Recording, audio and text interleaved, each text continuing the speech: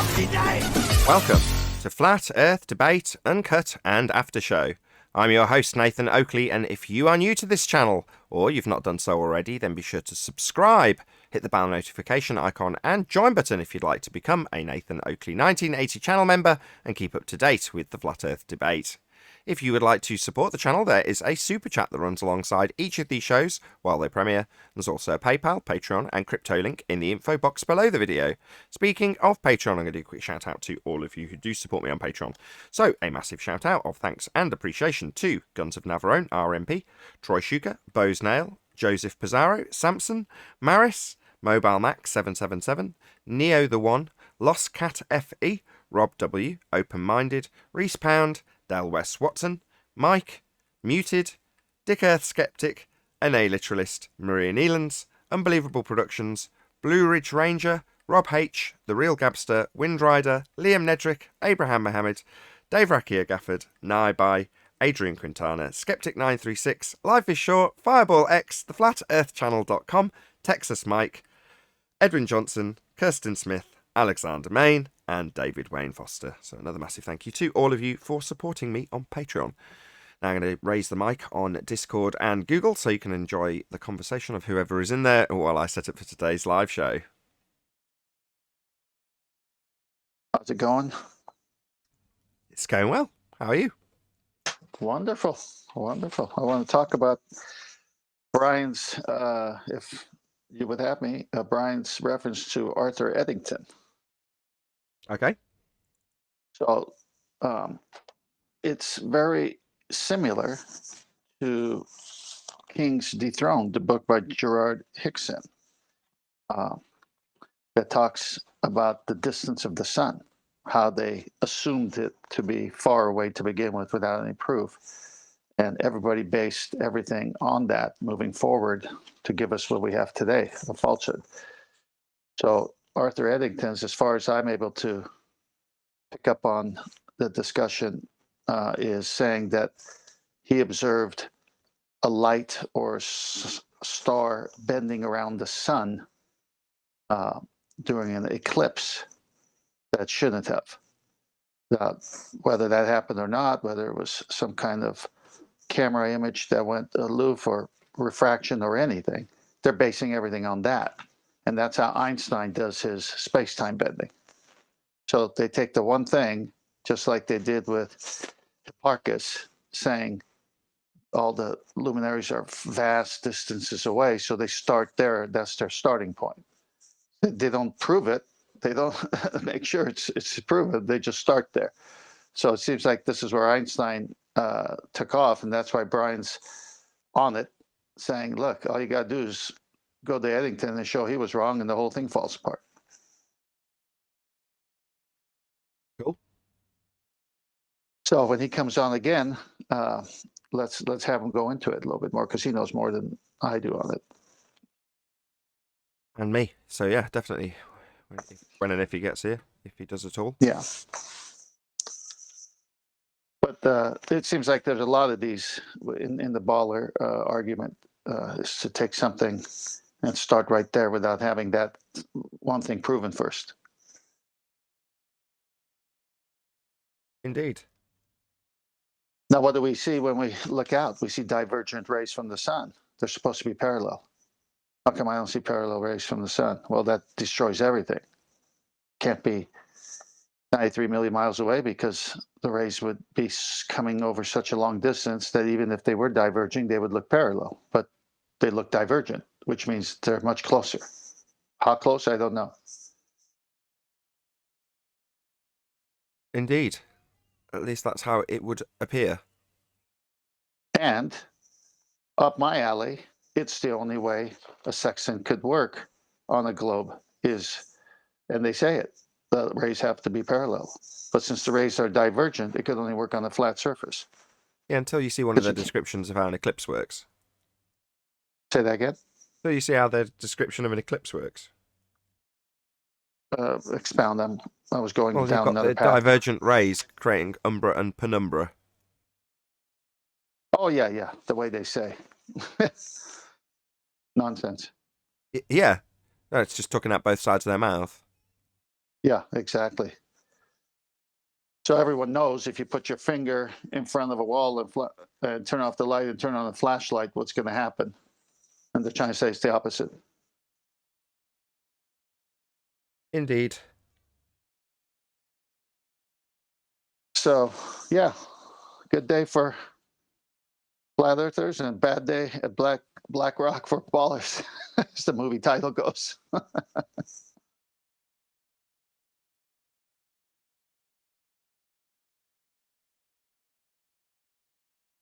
Is there any benefit to the heliocentric deception? Because we always focus on the negative, right? And occasionally I'll postulate that it might be a necessary form of control, but without gearing it towards it being a control mechanism, because that's inherently negative. What are the advantages? What are the benefits of this philosophy? Well, Heliocentrism. the benefit, I kind of see it the way you say, but I think maybe they, you know, how something evolves into something that is even more than what they thought at the beginning. So maybe it started off with control, perhaps, if you go that route. I think it was a deception to hide the creator from, because it happened right at the same time as Luther broke from the Catholic Church, and it was Copernicus at that time, and it was a time where there was a war because the Catholics didn't want average people reading the Bible, especially Genesis, and come up with a different interpretation than, say, the priests, who are the middlemen, which the Bible says only Jesus is the middleman. There's only one mediator between God and men, and that's Christ. So when you put a man-made structure, a church, uh, which is supposed to mean a group of people, not a building and an organization like a government, yeah, then they would control that way because they saw the power they had. But at the same time, I think initially the whole thing was there to be a backdrop for evolution, Darwin, everything else for materialism. Because if you say it all happened by chance, which is a chance can't do anything anyway, it's just a word, it's not a power or a cause, but they Also, attribute a cause to it. So they'll also, say everything happened by chance. But but just okay, on that point, what's just why you say everything happened by chance, because that's their paradigm, that's their worldview. That's a first law of thermodynamics violation. Just thought I'd drop that in. yeah, no, that's good. Yeah. Chance is just a word that describes probability. It's not a causal factor whatsoever. Uh, there's being comes from being. The effect can't be less than the originator. I mean, because where's the source? Where's the codes? There's a knowledge coming to be that thing that's the being. Well, it has to come from being before, or else how'd you get it? It's just so obvious. But they're trying to hide the creator. That's all. I'm That looking way for they could set positive. up a stage for evolution. I'm looking for positives. Let me draw a parallel. So there's a guy called Ethan. Sorry. That's okay. There's a guy called Ethan Weiner, and he's an expert in audio. All kinds of audio, from reproduction to acoustics to sound engineering, you name it. He's done it. Quite an old guy now. He's probably in his 70s. Anyway, he's still out and about and does interviews and talks to people about audio myths. Now, what, as an example, he will explain is that things like DAX, which is how you get signals from a 1 and a 0 in simple terms to an analog signal that you can listen to, right? Very simple terms, a DAC, digital to analog converter. Now, over a course of many years, they've got better and better and better to the point where he made an example recently where you can buy a $10 like streaming USB stick thing that's got a DAC in it, and he measured it, and it was absolutely flat as a pancake throughout the full frequency response. It's perfect.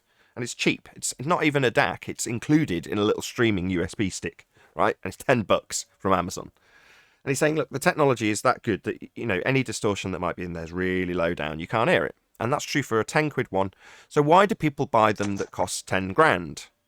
Right? Well, there's no reason to, is his explanation. And he can justify it. Now, setting aside that he calls some of this stuff science, which it isn't, he'll give an empirical demonstration of how he is right.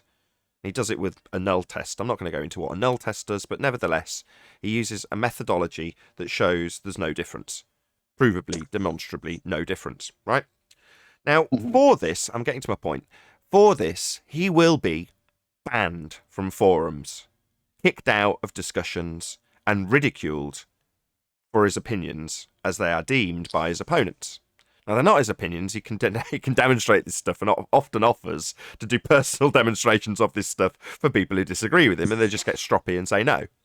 Now, the reason I'm bringing this up is, what's the reason for that? What's the benefit for putting down someone like this Ethan guy? Well, the benefit is that there's a whole industry that is progressing through not necessarily technological advancements, but on paper technological improvements that aren't audible, which still need to be sold to keep people with food on their table. And someone who comes along and says, well, it's not actually necessary to reach the peak in that regard, you don't need to do anything more, you're not going to achieve anything, isn't going to sell product. And a lot of the marketing and stuff that surrounds that industry is around selling someone something that they may not need, they've already got, and just want to see an improvement that they're told will be there when it isn't really. And there's an effect. So there's a positive, if you want to look at it in this way I'm spinning it, there's a positive effect for certain members of certain industries who Ethan would call charlatans in some instances if it's cables or whatever. But they're still putting food on the table because he's being suppressed. So you can say, okay, for him it's very frustrating, but for the guy who, in his view and would demonstrate so, is a charlatan, they're still managing to keep food on the table. So although it's not righteous in any way, or right in any way, or beneficial commercially or financially to the end consumer in any way, it still keeps a guy in a job. So there is, albeit very slim, a benefit to the suppression of this guy's demonstrable information that he's presenting.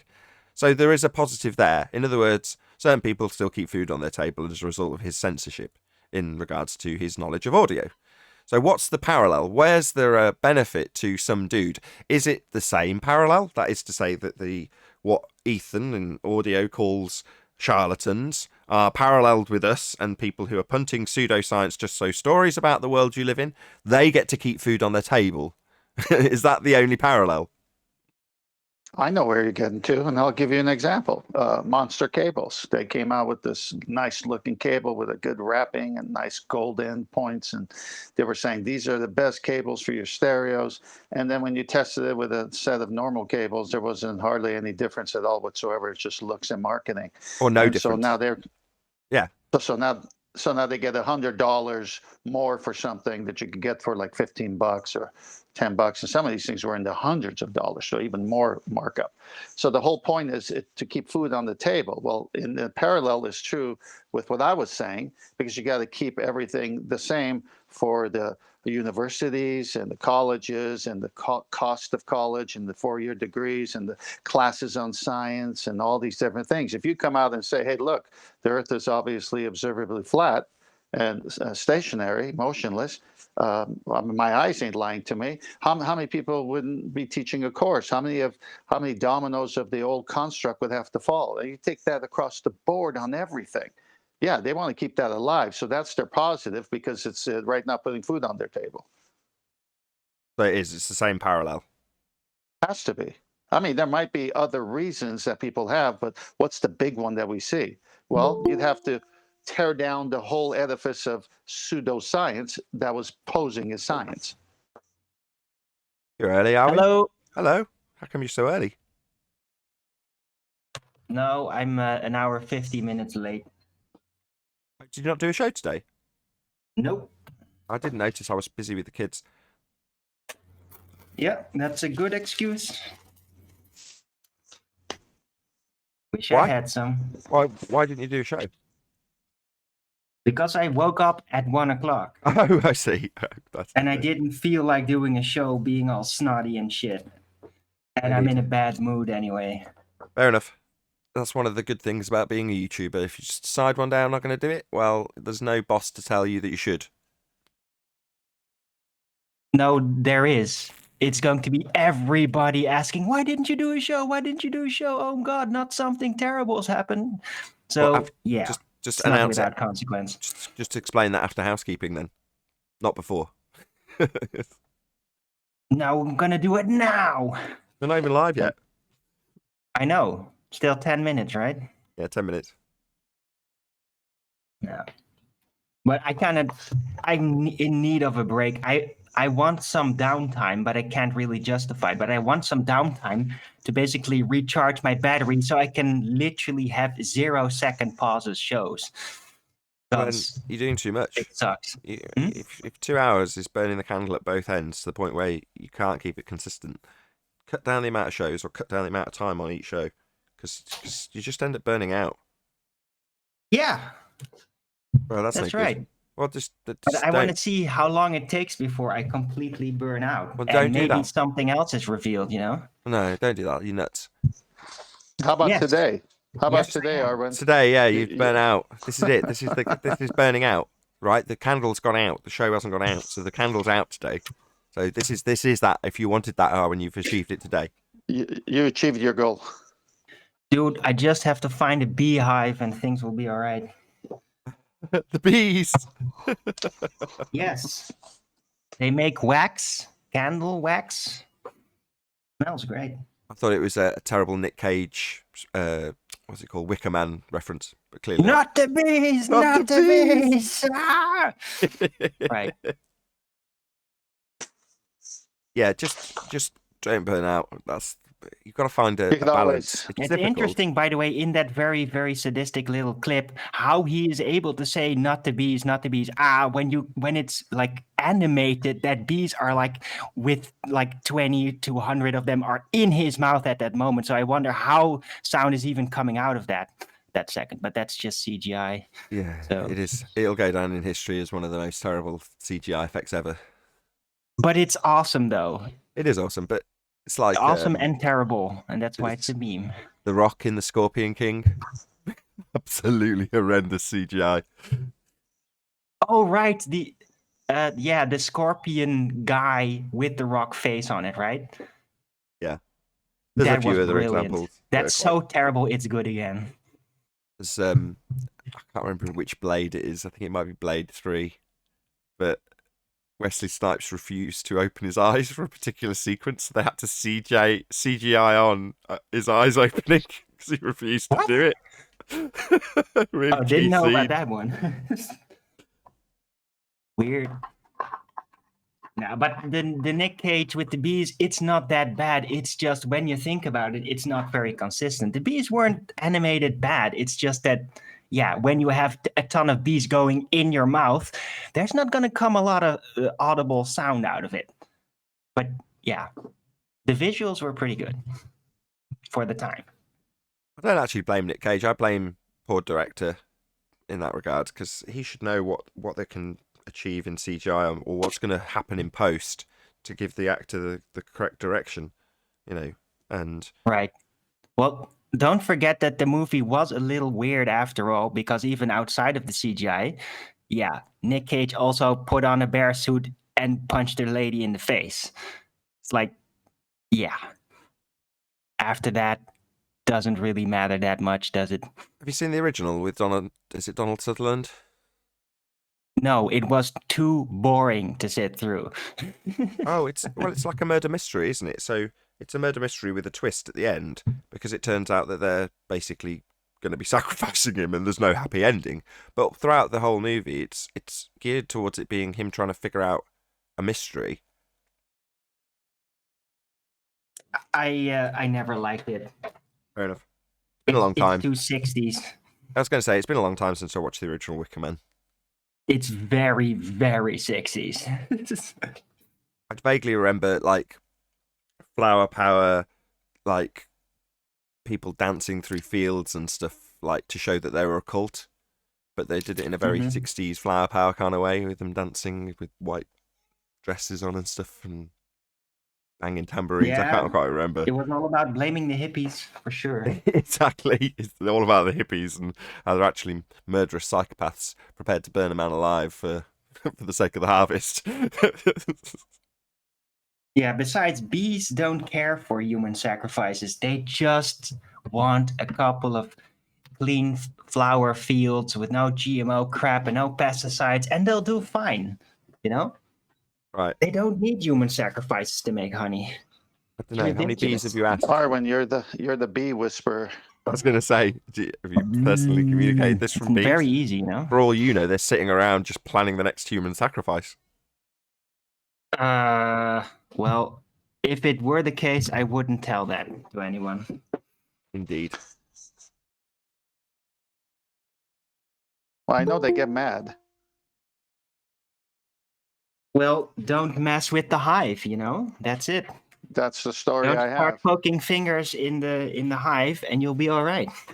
No, that's the story I have. I remember when I was a child, and my dad had a party, and so but there was this beehive in the. It could have been a wasp, but it looked like bees to me. Hive in the wall, a big wall, and so he patched it up with some stucco, just because it was easier to patch it up than call someone to take him out. So the party came, and we're in the yard with the kids, and my cousin picked up a broomstick and threw it, and somebody ducked, and it hit that hive, the patch. Man, those those guys came out so pissed off. All I saw was my dad at the dinner table with the cloth just waving it around his head while everybody was ducking. I had so many bites on my head. Bites? Oh, stings, bites, whatever they did. It was a kid that scared the crap out of me. The Were whole there a party lot of was dead ruined. bees on the ground afterward? Because it might have just been wasps. Because Well, bees don't typically go into like corners of houses and stuff. Well, they make hives and everything. I had a beehive here on the property inside of a wall. Oh, really? Yeah. All right. Yeah, the guy took down the wall and took the hive because he wanted the queen. Right. Crazy.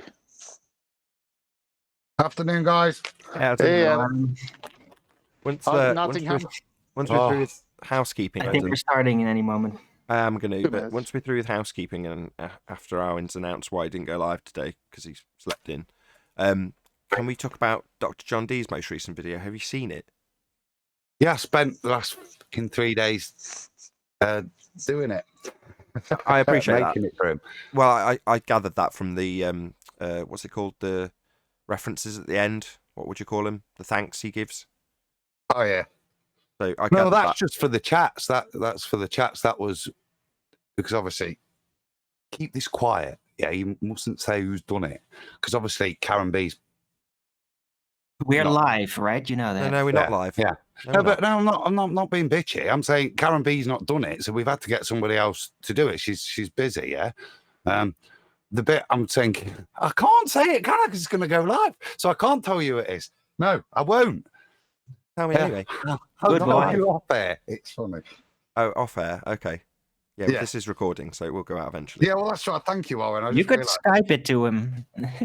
Well, I didn't even ask. I didn't even ask who it was. No, we didn't.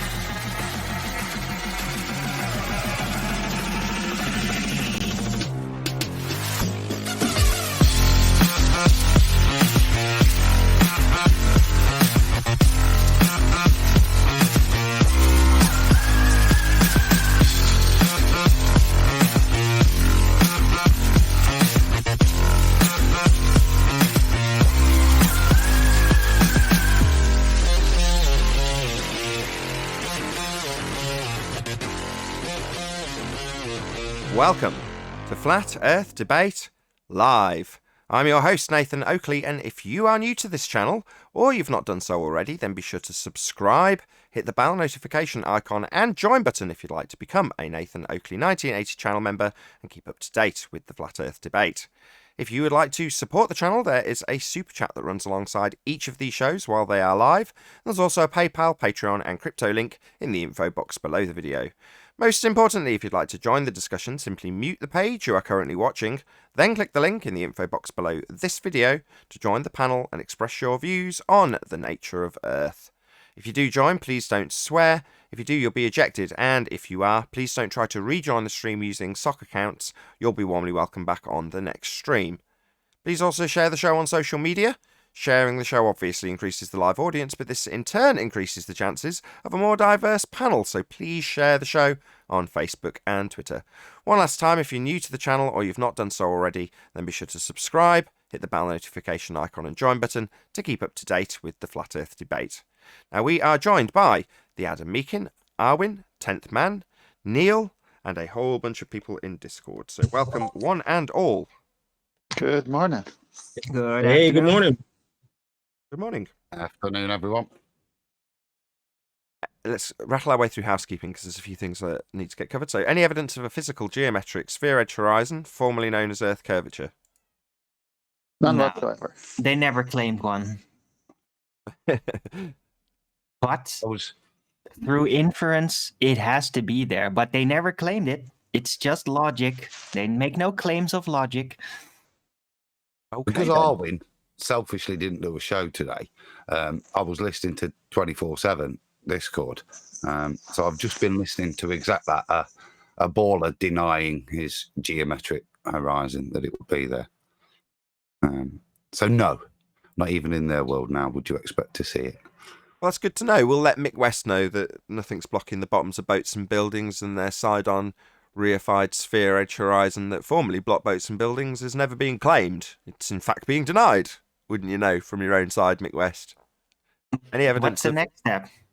Are they going to deny that actual spheres have geometric horizons? Is that They've the done that next step? already. They do that. They did that 2.5 years ago, when you pointed out that what they're describing is an edge getting in the way of something. The top edge of their sphere, they think gets in the way. The hill, the obstruction. Well, that's a sphere edge. Well, they say, well, spheres don't have edges. All right, so again, not a horizon getting in the way of boats and buildings then. Not the leading edge of something blocking something else. Okay then, thanks, Globus. Nice to know. Yeah, Earth's flat.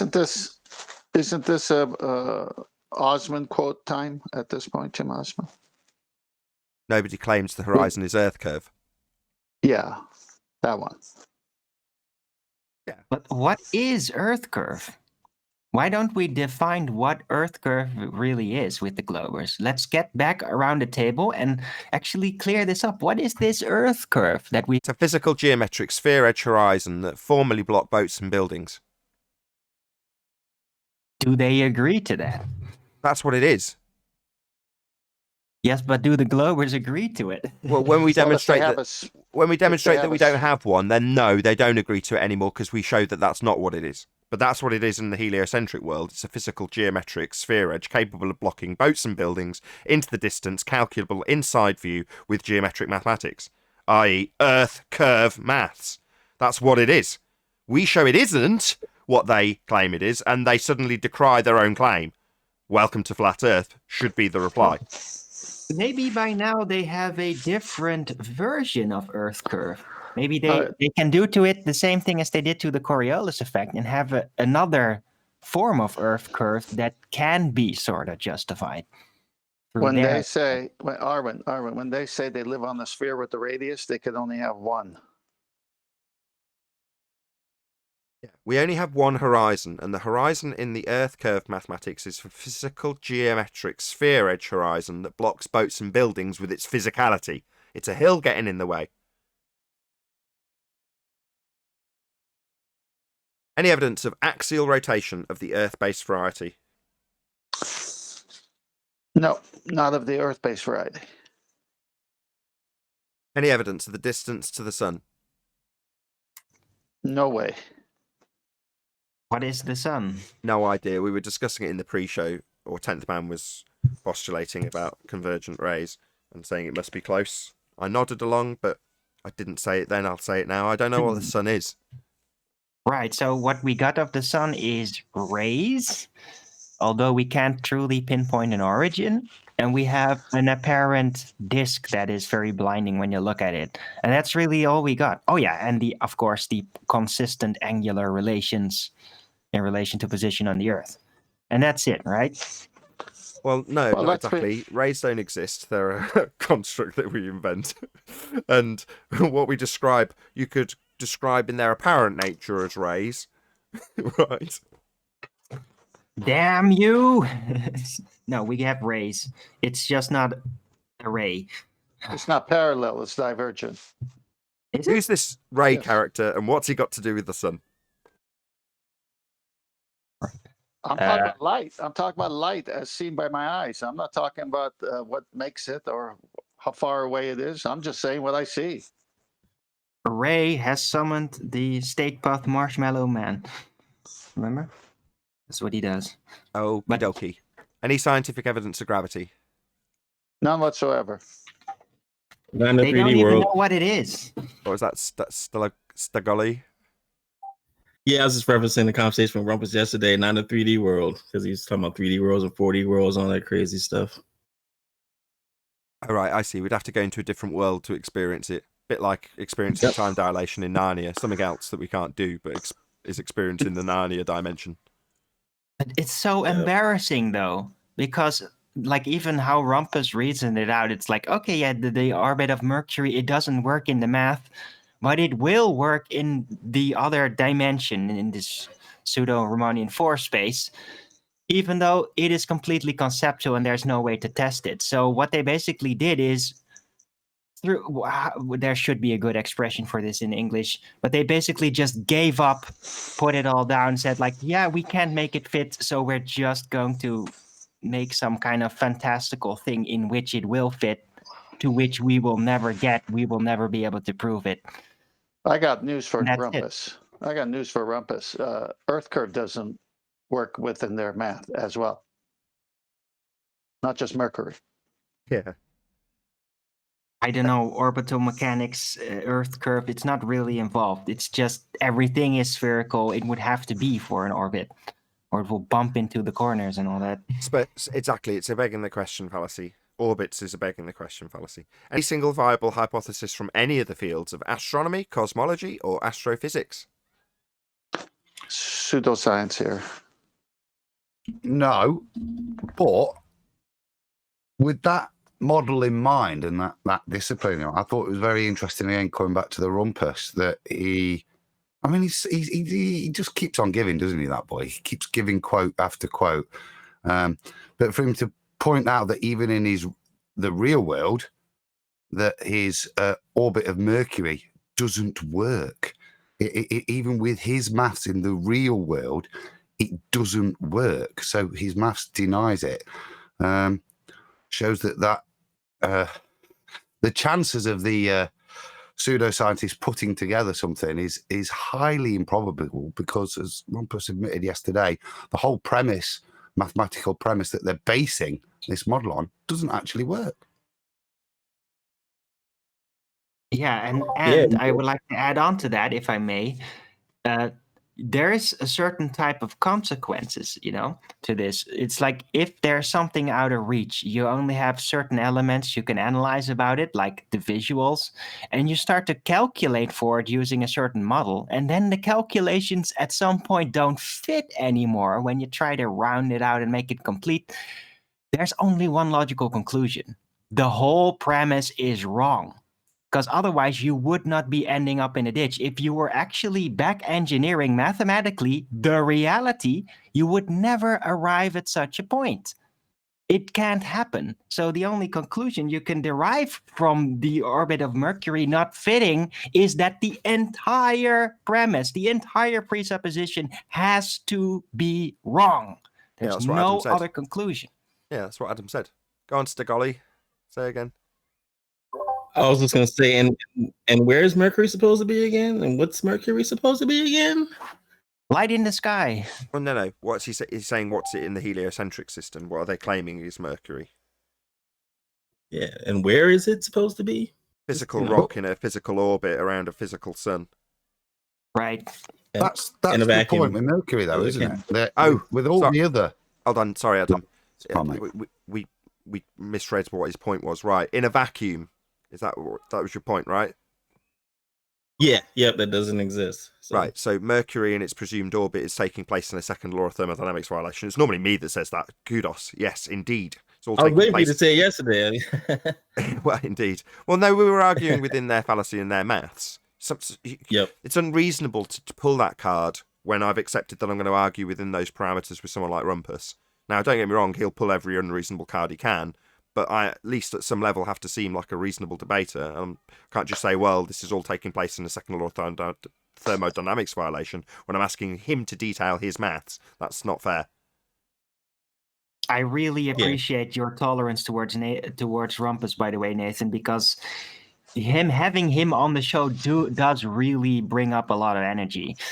And that's good. To not just shout him away, because of course he is going to be fallacious, you know? So I appreciate that, Nathan. Whatever, everyone's welcome, I don't care. Well, isn't that in a sense what you're saying, but in the reverse order? So you can't have it work in the violation of the second law of thermodynamics, right? Violation. But then the math doesn't work when they believe it is. So they believe it is just a vacuum of space and everything works there, but the math says, no, it doesn't work. And then you say, well, it can't work anyway because it's a violation of the second law. So the answer comes out the same. Sure. And you can conclude at that point when she's discussing somebody's reification of their maths or point it out along the discussion, but to just pull that card to draw an end to a close to a conversation that's specifically about the conversion of maths from pseudo 4 space into 3 space, you can't just halfway through that discussion say, well, the sky's not a vacuum. I mean, I could, and I'd still be right. And that's the point you're making, right, Stigully? Yeah, but I get why you didn't, though. I was thinking that too. I was like, well, it wouldn't really, it was a good conversation. It's good to hear Rumpus use so many words and have such a fantastical story. Usually don't get to hear it because he's just repeating the same crap over and over again. Well, that's the majority that's only been available to members, so that actually goes out tonight on the second channel. So subscribe today to my second channel, Nathan Oakley, which is in a link in the info box below this video. It comes out at about 9 PM or 9 PM UK time daily. There's a show that comes out at that time slot. So subscribe to my second channel. Anyway, where were we? Any evidence of a self-perpetuating molten iron core at the centre of a presupposed spherical Earth? Oh, in fact, Adam, I completely forgot about you. I'm so sorry. Well, to be honest, it was a similar point with regards to it. But I will just to that last point with regards to using the vacuum. You can just go and chop his head off, with one quick slice of a samurai sword and mention vacuum. But in this case, to me, it's a lot more fun to incessantly beat him with the crowbar of mathematics with multiple blows. And beat him in his own world. It's a lot more fun. I mean, it was fun yesterday, and I'll give respect, Nathan. You did handle it. It's very frustrating. I mean, it got to gone 4 o'clock, and I'm like, he's going to go for hours. I'm going to take the dog for a walk, but you did kind of keep him on the path of him just double speaking himself very well. I thought yesterday without. Going too much. He kept succumbing to the threats of muting, which it's a sad state of affairs, isn't it? That we get to that stage that you have to be commended, or really you'll get attacked just as much. And the only reason for it is because the man can't have an honest conversation and answer a question honestly, and that's why we have to pull out those little nuggets like the admission of Mercury. It's a respect makes it's a skill, because he does lead you off very well. But that's his job, isn't it? That's his namesake. So a disturbance, and that's a nice segue. I might forgo the rest of housekeeping just to have this discussion now, because when Dr. John D is discussing energy and he's using the word disturbance, I thought, that's quite an interesting word. Let's go and have a look at the etymology and some of the synonyms. One of the synonyms was rumpus. So I thought, all right, I'll cut and paste the etymology and just type one.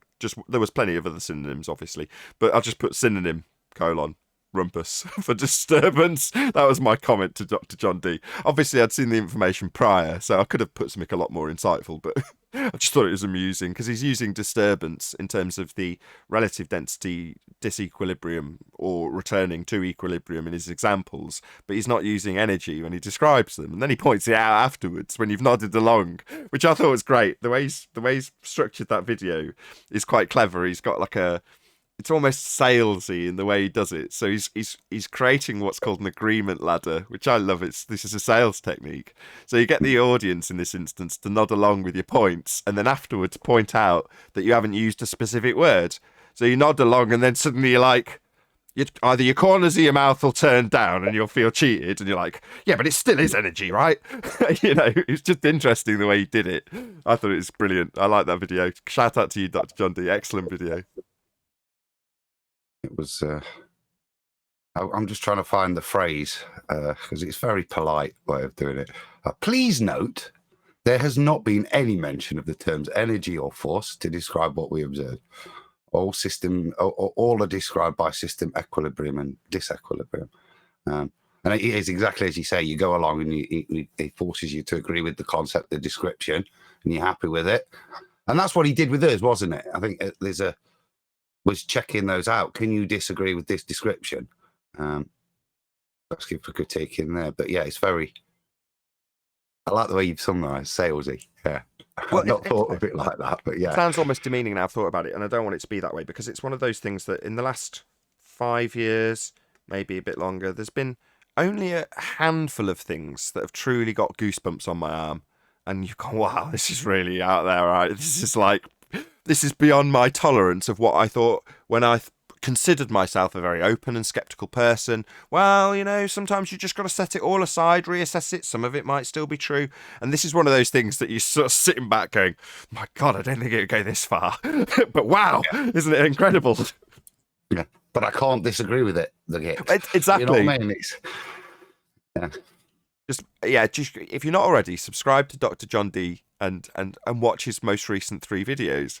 And it'll just absolutely blow your mind, especially if you're the kind of person that came to this subject with the kind of gleeful joy and delight at not knowing stuff, at realising that suddenly the world's your oyster. Everything that was told to Truman by his teacher was wrong. No, it hasn't all been discovered. No, it isn't all figured out. In fact, quite the contrary. In fact, many things that you think are figured out aren't. They're really crude. I think that's brilliant. It just makes me so happy. I don't know why. I just think it's a much more wondrous place that we live in as a result of people like John D exposing this stuff. And Flat Earth, the globe lie, the fake space, all of that stuff all has a similar kind of emotional reaction from me. It sets goosebumps on your arm and you go, oh my God, fake, completely fake. The sky's not a vacuum. They're not doing anything in that place. It doesn't exist. Wow. That's pretty mind-blowing when you come to change your paradigm in such a severe way. And this is another thing like that in terms of energy and how it's described. You're like, wow.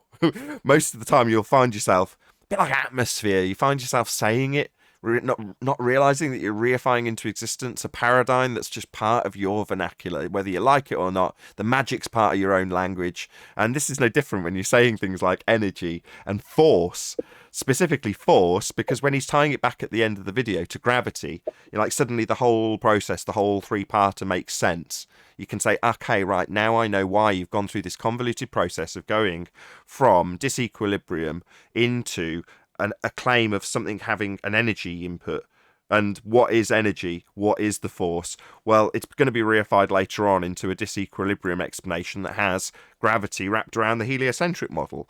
Now, that's reasonably concise, but it requires a lot more detail, and that's precisely what Dr. John D's given in his last series. So subscribe today, Dr. John D. Big, massive props to you, my friend.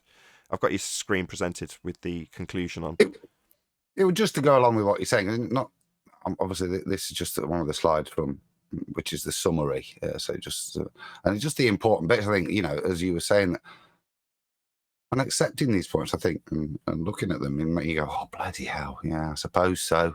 Oh bloody hell. So energy can't be proven to exist by the application of the scientific method, and these are obvious to us sometimes, but actually to stop and think about them is the interesting thing when you listen to John's thing.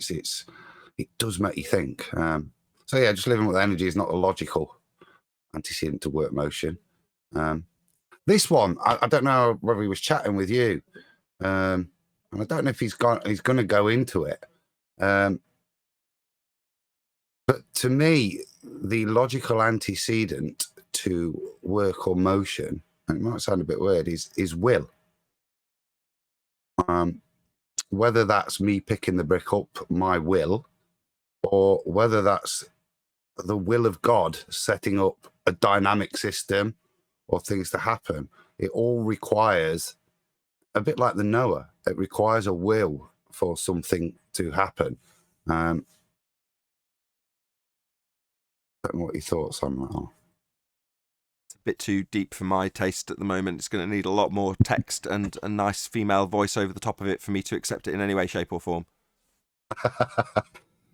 we was trying to go backwards, you know what I mean? So you're going, you need energy for this thing, but actually energy is just a requirement of it. What is the underlying factor that requires work or motion? I'd say if you apply it to any mammalian system, etc., it's got to be willpower. If you apply it to nature, then for me, fundamentally, it's the will of God. He's set that system up dynamically initially, or the will of the creator, I should probably say. It's less intelligent. To boil down what you're saying, everything goes back to will in terms of what is the antecedent to work motion. Yeah, well, you're essentially trying to you're saying the cause of entropy is will. That's what you're saying. And you're saying that will can only be attributable to God. That's what you're saying in essence, is it not? Yeah. Okay. That's why we've got free will, because we can affect it. We were given that. Wait, what? Yeah, wait, what? Okay. How does will relate to entropy? It's like entropy always happens. It's just that the will might, I don't know, have some kind of delaying or accelerating influence in some way indirectly. No, I think what Adam is saying is that everything exists because of a creator's will. What does that have to do with entropy specifically? Because the system he developed is dynamic and it works this way. So how they get here in the first place is what he's attributing how it got all here. And What It is entropy? obeys I don't see Arwin, free will. hold on. Arwin, what is entropy? Change over time. Well, that's something that it happens, and we don't have an attributable cause for why things change over time. Well, Adam's saying there's only one attributable cause, because the start of it, if you assert that there's no creator, would violate the first law, which we said earlier in the show. But how do you have a starting process? Well, he's attributing that to God. I'm saying it's a bit loose. You're saying what? Right. But this is Adam's explanation. You could say that it is like a micro reflection, like a micro crystal of the entire design. Everything has a beginning and an end, and entropy is from that beginning towards that end. The very effect reflects the entire design. I'm saying that even something as simple as a leaf falling and the work done, and how we consider that, is fundamentally set up by the will of the creator. So the creator sets up the system for things to occur in that way, and then that kinetic energy will be released because of the way it was set up. But the only thing that you can, because plant systems were a bit harder to attribute a will to, and that's where you can't necessarily attribute the plant having a direct will, but the system with which the plant grows, works, and functions, reproduces, is by design. So therefore it's by will. So the way in which that system works is will. The way in which volcanoes work and expend energy, do work, motion, is through the scientific, is through the method that the creation was set up with, the dynamic system for it to occur, the knock-on effects of one to affect the other. It's all initially can be traced back to an initial will that this will happen. Entropy being one of those wills that this will happen like that. We can play little effects in there, animals play little effects, but the overall will is still there. But we've been given some free will within that to do work and motion. Okay. It needs work. I don't necessarily agree. I think that's more my. Hang on, Adam. So if we figure out what cryogenics is, freezing, don't we delay entropy? So there's your point. We have a little bit of wiggle room, is what you're saying. No. You don't delay it. It's proportional to time, and you can slow the rates, but it doesn't delay the rates. Delay and But slow are what's different slow things. the rates and delay? What's the difference between what I meant by delay versus slow the rate? It's changed the route, isn't it? It's changed the route, the entropic route that it will follow more Right. than anything, and that is if you that requires will, doesn't it? Okay, just for the semantic fact of it, yes, you're right. Because if you have a bus as an example and you say, right, well, if I slow the bus from 30 miles an hour to 15 miles an hour, I'm delaying it. Well, yeah, but it also could imply that you've stopped it entirely, which is why I don't like the word delay. That's the only reason I objected. Sorry, 10th man. Change no. the route. I like, because Yeah, that's fine. I agree with the synonym you used. That's fine. you can make it faster, can't you? So just changing the route, I think, is fine. You don't necessarily, if you do something to something, you may positively or negatively affect that rate of change. So just changing the route sufficient. But in doing that, you've got to apply work motion, however you want to then consider that. And fundamentally, the thing that is the antecedent, the most prime antecedent of all of that, is your will. It goes back down to you saying, yeah, I'm going to pick that brick up. Yeah, I could give you an example now. I started a fire this morning in the wood stove to heat up the house, and by leaving the front door of the wood stove open a little bit, enough oxygen gets in, and it's a blazing blowtorch kind of a fire. And then once the wood catches fire, then I close the door, hit the vent draft to the smallest amount, and the thing goes for 3-4 hours. But if I left it open, it'd be done in 45 minutes. So I can cause it to have entropy quick or slower. Okay, so you're saying it's your will outside of nature to create the disequilibrium, and without that, you just have the harmonious balance or cycles, and you're just creating a disequilibrium within nature. So the examples, like picking up a brick, really make sense now, are your examples that are very unnatural to begin with. Yeah, they're not within the will of the creator for how that entropy will play out from creation to the end. That there's a route there, but we're allowed that fiddling. No, I like in the this. middle, This is getting somewhere. I like this a lot. This is getting somewhere. In other words, if you've got a balance or a cycle or whatever you want to call it, and you've got somebody with free will, you can disorder it. You can change it. That's a lot of power to have, right? Yeah. You're affecting the route, but Well, that's where accountability comes in too, because now we're involved. That's where power comes in. So you Yeah, have that too. what he's saying is, you can give it as a simplistic example. You can splash the water and create a minor change, but you can do much bigger things and change the order, change the rate of entropy. But it means that in order to do that, you've got to interject in some way, and in order to first decide that you're going to interject, you've got to have the will to do it, is what Adam's saying. I like it. I didn't at first. I like it now.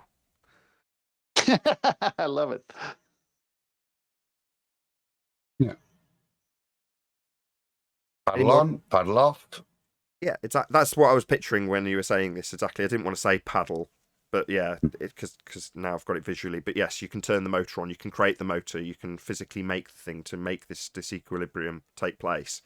My example is just splashing it with your hands, but the same principle applies, right? Yeah. Any more to add on this?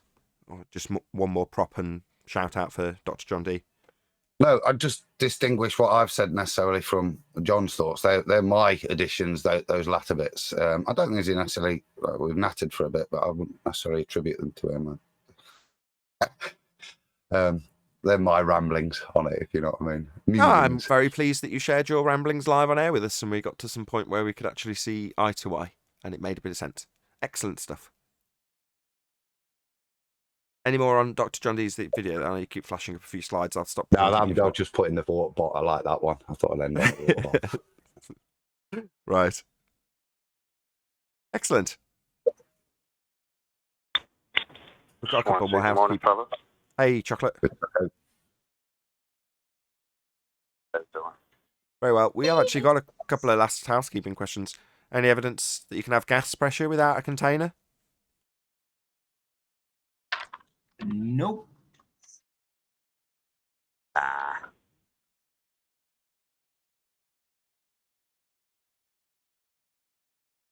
Any evidence of the R value, Earth radius?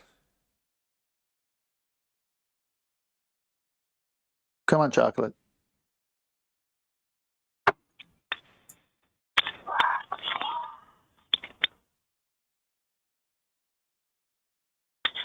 RIP radius.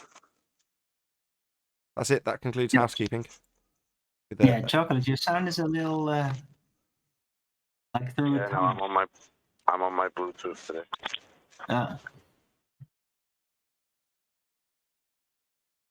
Yesterday's show, as I say, is going to come out on the Nathan Oakley channel later on this evening if you're watching this live.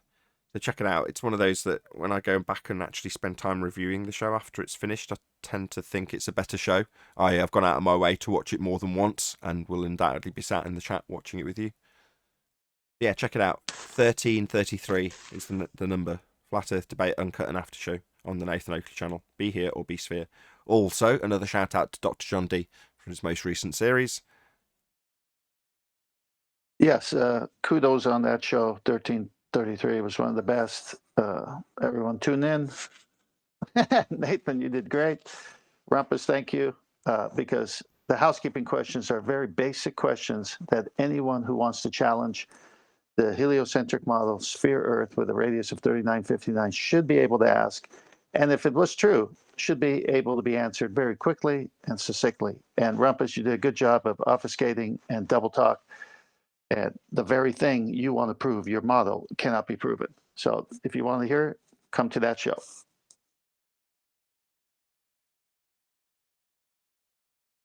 So, Arwin, why didn't you go live today?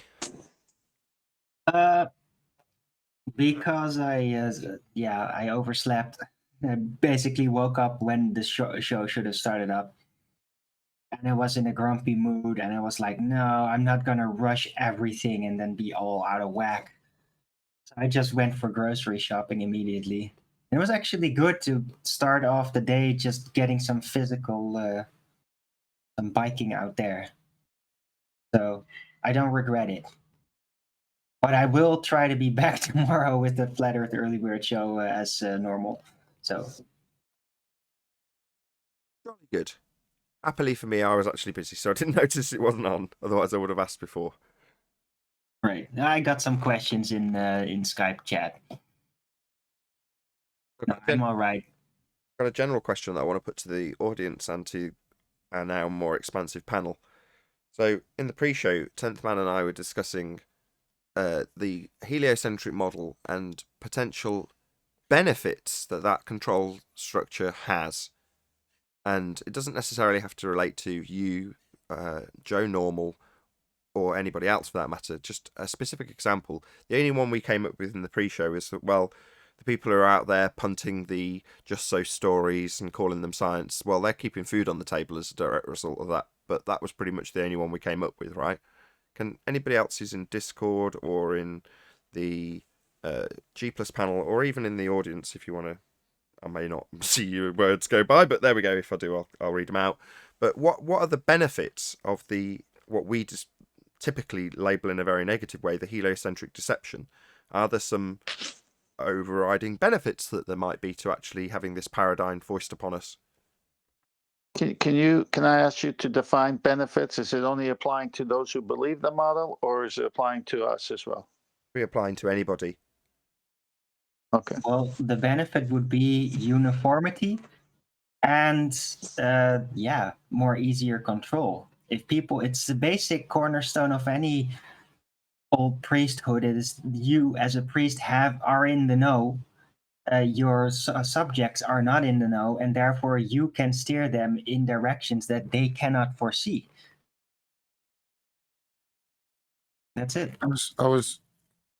Is this, sorry, nicked away, is this for the person or the state you're talking benefits? Now you've got to the crux of it. That's what I'm saying. Either. So if you can say, well, the benefit to the state is, hopefully without it being deeply negative towards the people at the same time, which is how it seemed to sway when we were talking about it earlier, or when 10th Man and I were talking about it earlier. So yeah, you can feel free. What are the benefits? Because it might be that, to have a system that's organized and kept under control, you've got to have some control, and this is just one of those means, right? I'm just giving an example so you can expand on it, Adam. For me, I'd answer from the individual, and I'd say from the individual's point of view, the attractiveness of the heliocentric model is its moral placement. It allows and permits you to behave in a way that has no consequence, that you're here once, you live once, enjoy it, don't worry about any of the effects of your behavior. It's irrelevant because we're just a collection of atoms. So for me, it allows you to not deal with the spiritual. It gives you succor to say, I don't need to worry about that. There is no consequence of that because of the heliocentric model. So what you're saying is it enables nihilism. So rejection of beliefs and values in the belief that it's all meaningless, basically. No, I'm saying for the individual, it gives comfort in that nihilism because it says it's okay. You don't need to do it. You don't need to worry. Even though you're feeling this is wrong. Why do I know the difference between right and wrong?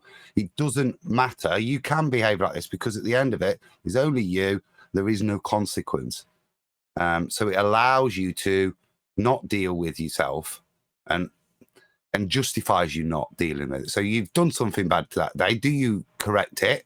No, I don't have to, because fundamentally the whole premise of where we live and the purpose of life is nothingness. There is no consequence because it's heliocentric. You're just a jumble of atoms that somehow has managed to think.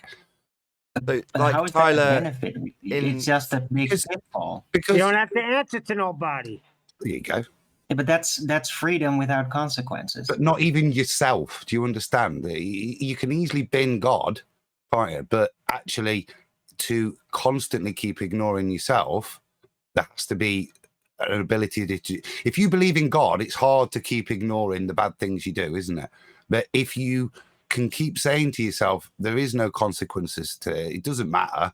I might feel bad about it, but there's no other effects. Then it allows you to carry on and not reflect and not improve and not have a purpose of your own life. Yeah, I get you, because this is paralleled when I say that people who come to this realization and therefore it would infer that you'd have to relinquish this nihilism, then you suddenly start to identify the skeletons in the closet that you didn't want to identify until that point. And you've spun that around and say, well, as a benefit, you can stick those skeletons in the closet and not really worry about them. Yeah.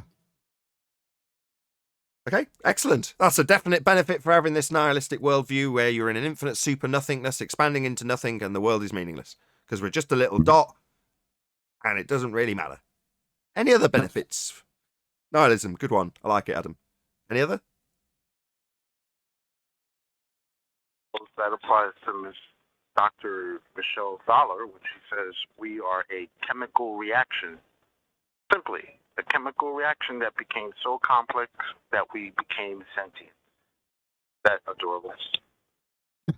That's why she can just go around sleeping with other rocks and stones and whether that's a girl rock or boy rock with no consequence. It doesn't matter. Exactly. I was going to say that, but the other thing is, how can, please explain this to me, how can pure chemical reactions make any kind of truth claim? Please explain.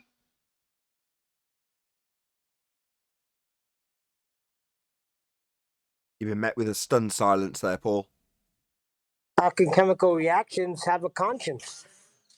Well, think about it, though. If it were all just nothing but chemical reactions, nothing but atoms bumping into each other, your chemical reaction is no different than mine.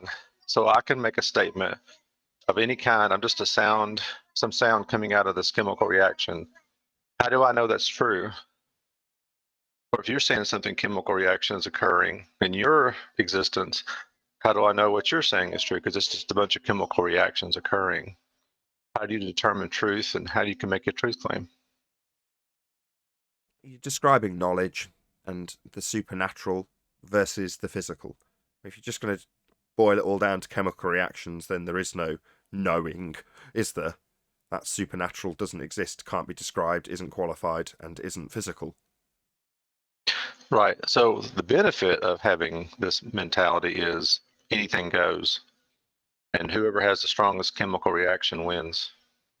That's the benefit. It sounds very Well, that's beneficial for those who lack empathy. That's very much like the survival of the fittest. Yeah, this is a psychopathic world that we live in. It's run by, orchestrated by psychopathic types. Any other benefits to the heliocentric deception? The lies of the sky vacuum or the spinning sphere? Just one more to what I said. This is what allowed Mao and Stalin and all those of the same ilk to kill millions upon millions of people without a conscience, because they're just no consequence, chemical reaction, and we have the better idea. We're stronger, so the weak must die. I would suggest the opposite. I think people like that are highly religious, not of the correct type of religion, but highly religious people that commit those sorts of things. Maybe In that context, I would agree with you. I'm going to phrase it slightly more personally to people who are in the Discord server. So even if you're not necessarily a Glober now, upon turning to the dark side, as viewed by Globeheads, i.e. realising the obvious observable nature of your reality, what did you feel potentially that you'd lost? In other words, you could spin that into, well, that was a benefit I had that I don't have anymore. Anybody at all? We're looking for bonus benefits of the globe. I'm trying to find some small morsel to offer back to our opponents in terms of what they benefit from having this belief. It's very patriotic Hold on. to be a Glober. Go ahead, Sinclair. Say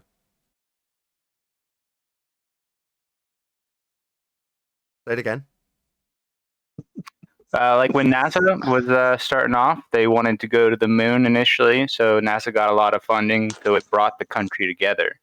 It was an act of patriotism to tune in and watch NASA do all their TV cartoon stunts, right? So it was serving your country by buying a NASA T-shirt, I guess.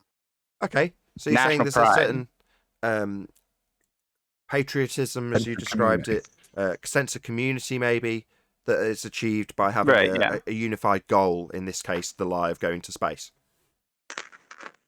Similar to like a religion, yeah. Which, ironically, it has a lot more similarities to religion, but yeah. I don't want to pass what Adam said. Adam, say what you said. I'd be chuckling. Well, I'm just checking, does satellite TV count? No. There is no satellite TV.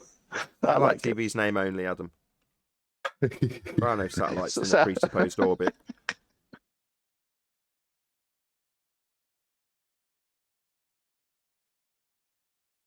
Any other benefits? Shout out to Al Junkie for the super chat. Someone joined as a member earlier and I forgot to shout them out, and now I can't scroll back far enough to see who it was. I think it was Rob. Thank you very much for the super chat, Al Junkie, who says, #1 advantage. Heliocentric model has created FED. Excellent.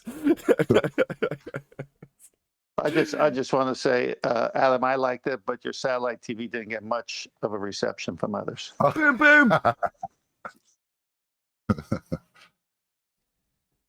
Any more? I've not read many things from the chat. Maybe the chat feed would like to tell us, if you're a Globehead, which is more likely in the chat feed.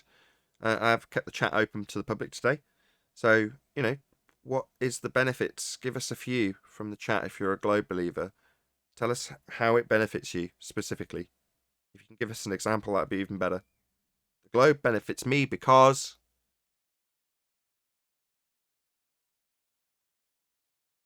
I'll add while the chat's completely ceased to say a word, of course. We're all just thinking, just kind of racking your brain, even if something's sarcastic, Nathan, and it's difficult. Someone touched on this earlier, but I think it might have been Arwin, but the fantastical nature of it is a benefit. In other words, I did feel a deep sense of loss when coming to the subject, because of some of the fantasy that he had to relinquish. I still sense that now, because in the community that we've described earlier, that benefit, they all enjoy the suspension of disbelief when it comes to the globe. They don't have to suspend disbelief when it comes to that part of a narrative within a movie. I do and can't. So I get alienated from the production, and therefore I don't want to participate anymore. Well, that's definitely a downside. It's because the general proly public are all subject to the same mass mind control. They're all under the belief that they're on a spinning water ball flying through a vacuum, and therefore when they see that represented in movie form, it doesn't cause any cognitive pain because it's not real. To them it is. So that's a benefit. Keeping in line with the status quo has certain cognitive benefits in terms of if you just go along, then you don't have to disagree. And disagreeing isn't necessarily a painless process. How about ego? Ego? Yeah. Two levels. The first point, just your standard ego. The more facts you digest, the cleverer you can appear. But also just your subconscious ego. You don't like not knowing. Man naturally wants to know. Okay, and as we all kind of have realized, we're happy to believe any old story if it makes us feel knowledgeable, even if we have to have a bit of distance, ignore some of the contradictions. We like feeling like we know, and it's natural for us to want to be able to understand the world around us. So to be given any explanation, again, gives you a sense of comfort, but also knowledge, and therefore panders to ego. Al Junkie says, love getting high, so prefer helium-centric model. Jolly good. I completely agree, Adam. Yes, that's definitely a benefit.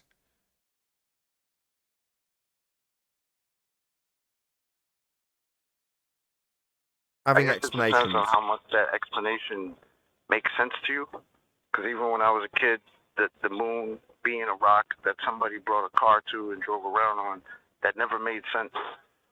And today, the fact that I don't have to, I'm not forced to believe that as my reality, that feels so much better.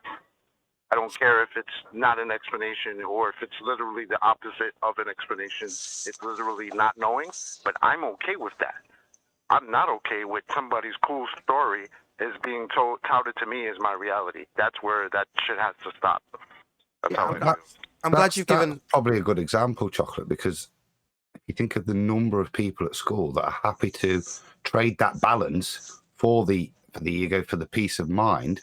I'll put those contradictions, that nonsense, and accept it because it gives me knowledge of the world around me, status, because I can repeat those facts.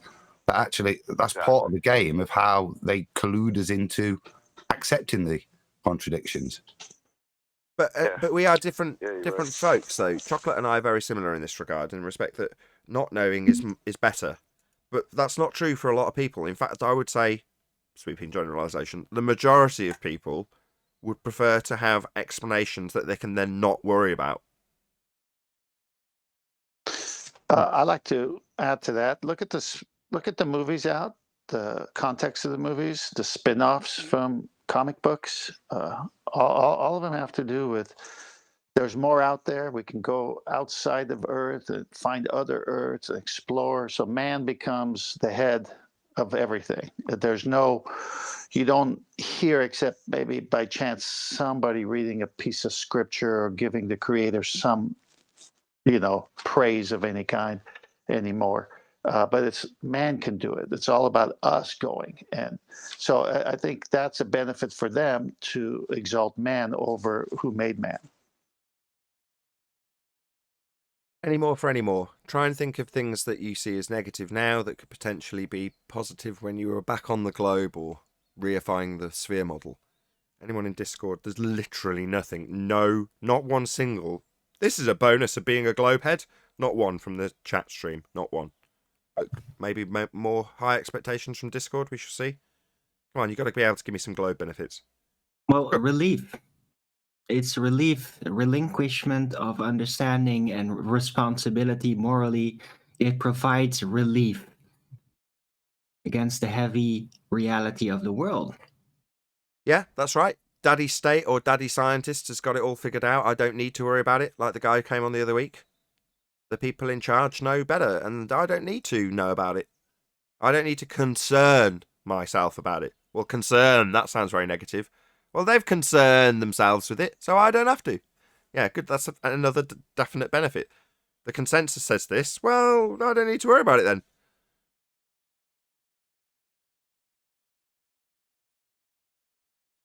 Exactly. Anyone else? Discord, hopefully. Get some new voices on the subject. Globe benefits. Spot, isn't it? Go on, Adam. It's all linked, isn't it? For you to be comfortable in that model that, and you can carry on your life. You're using that there. You're using, I suppose, what's the, not, you're using, oh, bloody hell, I forgot the, no, I'll come back to me, Nathan. Give me okay, a well, I'll throw in another one. The productivity level. You're using the power of the using the power of the authority, yeah, not your own knowledge, but just somebody else telling you to again give you comfort in that zone that it's all okay. It's okay. It's another little bit of cushioning from reality that you use. There's no real validity to it, but you use it once again to just reaffirm the paradigm to stay there. Oh, somebody else says it. So they, as you said, they've confirmed it. They've checked it out. So I don't have to. It must be true. Well, another benefit for the state, I suppose, is that if people aren't concerning themselves with such things, then they're more productive. In other words, if your robot that's building a car is concerned about whether or not it's going to get an oil change and then stops and has a little check on the oil level, well, it's less productive. Well, if your little worker bee human being is concerned about whether or not the sky's a vacuum or whether or not you've got a molten iron core or what's beneath the ground, to be a more descriptive on topic, I wonder what's beneath me. Well, if you're worrying about what's beneath you, you're not bashing this bit of metal. You know what I mean? Yeah. Or not bashing it fast enough. And you're also not concerned about having to wear a diaper on your face either. Yeah, you don't need to concern yourself with these things. We've got it all figured out for you. So, get on with what you've been assigned to do at your indoctrination centre, aka school. You've been trained how to be productive, so be productive. What's that? You're not trained in philosophy and reification, so don't worry about it. Just listen to the Just So story from this department, and you can get on with your life and be far more productive. And then die. And someone else will fill your shoes and be just as productive, as long as they're not concerning themselves with whether or not the sky is a vacuum. We've got people to worry about that. Yeah, it's control. I mean, as much as I'm trying to spin this in a positive manner, ultimately it boils down to... look at. I mean, you just hit the nail on the head there, Nathan. Look what's happening now with shadow banning, powers to be not wanting this group to get their message out. It's crosses every facet at this point. Yeah, but I'm putting the opposite spin on it. So in the example I gave you in the pre-show, I was giving an audio expert that's basically showing that certain technologies have reached a pinnacle and therefore spending more money on them doesn't benefit you. Well, that doesn't necessarily help the manufacturer of that high-end piece of gear that's worth a lot of money. So it's in some ways beneficial to censor that person because it helps the productivity and advancement of certain industries where one man could potentially bring a halt to progress. Well, that can expand out into very positive things in terms of the progression, whereas somebody stifling it because there isn't any progression to be made by way of a demonstration in his field isn't necessarily productive. Hey, Brian's here. Hey, Brian. Got one more presentation from Adam by the looks of things. Oh, yeah, I knew you were going to end in a bit, and I know we've been talking about John Deere. Just wanted to give him another shout out. Hey, Brian. I'll read that slide before you end, because I thought it's better than the waffle I've done, which I think it summarises quite nicely. Kind of the point that the overreaching point that John's making. Indeed. Did you want to just read out a couple of sections of it, or maybe read out the full text? I'll read it out. So it was the conclusion to part 2 motion and the reification of energy was: we witness motion with our senses. We measure and quantify motion. We do not observe energy or force with our senses. In an attempt to understand the motion that is observed, a story has been created that contains fictitious elements, namely force and energy, that have been reified. These non-observable and non-provable imaginary elements of force and energy have been generated in mathematical formulas, quantified, and then further applied. This has led to the construction of a paradigm that is leading to the misunderstanding and preventing appropriate questioning concerning the nature of our reality. That summarises it well. It does. Thanks. Yes, another big shout out to Dr. John D. Go and subscribe today. Brian, did you want to get a few words in before we go off air and go to the after show and ask everyone to stay tuned? No, not in particular, Nathan. Just that if you were a Glober, that George and Tim would be your friends. So that'd be a benefit, I suppose. I didn't quite make out what you said. Can you say it once more? I'm just saying that if you were a Glober, then George and Tim would be your friends. Netchuk and Clown. Timmy Clown and George Netchuk could be your friend if you're a globehead. I see. You've got the yeah, that falls under community. I see what you're saying. You get the bonus of having Timmy Clown and George Netanyuk as your buddies if you're a globehead. With that, I'm going to say a huge, massive, enormous thank you to both Discord and G+ panels for making today's live show possible. If you are watching this on either Nathan Oakley 1980 or Nathan Oakley premiering streams, then stay tuned as there will be an after show to follow. Be sure to check out Nathan Oakley 1980, my second channel, as there will be an epic uncut and after show going out at about 9 PM UK time tomorrow. I've been Nathan Oakley. Stay tuned if you're watching on either the premiering stream, and I'll see you all in the next video.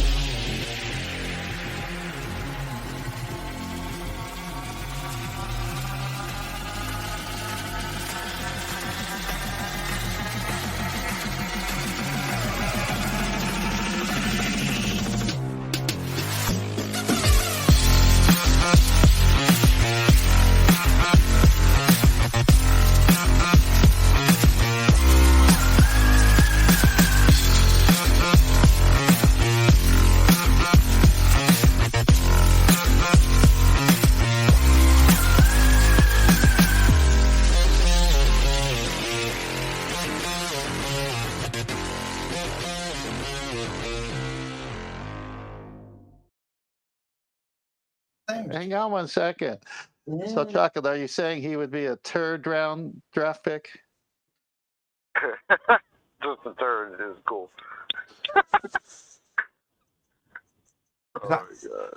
Was that a racist Irish joke? Individuals. We don't allow that here. Just go. Hello? Is that a racist Irish joke? Anyway, Sir Arthur Eddington, since we got Brian here, Brian, I brought you up in the pre-show. If you don't feel it's time, it's fine. But you brought up Eddington and how he had this picture of star bending around the sun, supposedly, and everything about Einstein's space-time is based on that. If Nathan, you're okay with it? Okay, with what now? Having Brian describe how they take the one thing that this Eddington guy got, and all of Einstein's space curvy time is based on it. Yes, I was hoping we'd discuss it in the live show. I forgot to lead in with that. I forgot what we specifically said we were going to ask Brian, so I couldn't remember to ask him just before the live show ended. But yes, absolutely, if he's willing. Well, basically, Eddington's observation was the basis for Einstein's theory of general relativity being accepted. What I would say, as you know, I've already said it concerning that observation, is how did they validate that it wasn't refraction, and that refraction didn't have some part to play? Now, it's funny that Rumpus and them never really bring it up.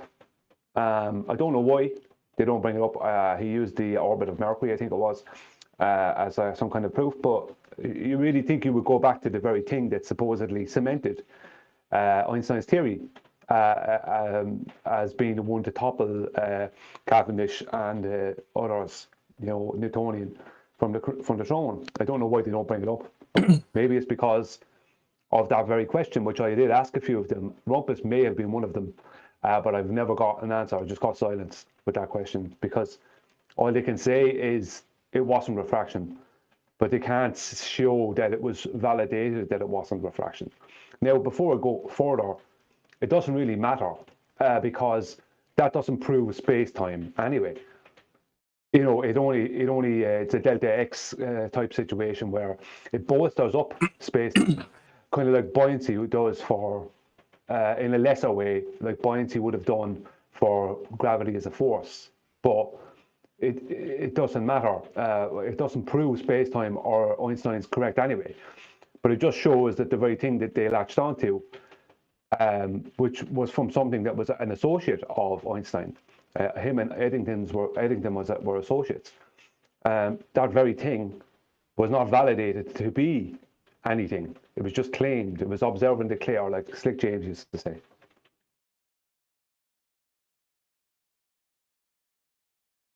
Oh, thank you very much. No, I was on mute just listening. So yeah, thank you for that. Someone says something and then they base a whole thing on it. And then 100 years plus later, everyone accepts it as facts. And then when you do the research and ask the proper question, you get silence. An interesting point that Tent made yesterday, and I have to give kudos to Tent for this, because he made the point that the 9.8 meters per second squared calculation from CV Boys is, as we were speaking about it, is done in a vacuum. Like the calculations based on things falling within a vacuum. But the universal gravitational constant, in accordance with Einstein's theory of general relativity, is equal to the speed of light. And that's 671 million miles an hour. That's what the speed of light would be in miles per hour. And that's also in a vacuum. So there are two completely contradicting calculations through the same vacuum, are they not? For that. Isn't that what, cocks it up even further, Brian? When they're trying to do these calculations, because gravity is limited to the speed of light, it can't be instantaneous. So they have to then calculate the traveling of the gravitational wave, which is why it becomes impossible with Einstein's stuff, because it's too complicated, because it does have that limitation based in Einstein's world that it's limited to the speed of light. Effectively. Well, yeah, that's why they are searching now for the graviton, as the graviton is something that has I have to use the term, no mass. So it's what they're basically stating is it has no matter, kind of like light, and it moves around instantaneously. So when they claim to have found this, which they won't have done, there's no such thing, but they'll make a claim of finding it. And then they can make all the claims they want concerning gravity. And that's really it, isn't it? And that's why they're doing it, because... Yeah. No, they will find it. They'll invent something that shows it a bit like the gravity wave sort of thing. They'll find something that then allows gravity, even though all their math shows that it can't transmit a thing instantaneously, they'll find this thing that apparently allows them to carry on, a bit like what John was saying, down that paradigm, down the wrong route, because they'll force some data to fit their paradigm, even if it doesn't really. Yeah. I think they will find it, or they'll make something up, right? Tomfoolery guy in the chat's calling me fat, cheeky sod. COVID closed all the active stuff. What do you want? I'm sorry, Nathan. Adam, can you expand on that? So are you saying that Einstein's theory can't work instantly? It has to have the time for the speed of light to be measured. Can you go over that again?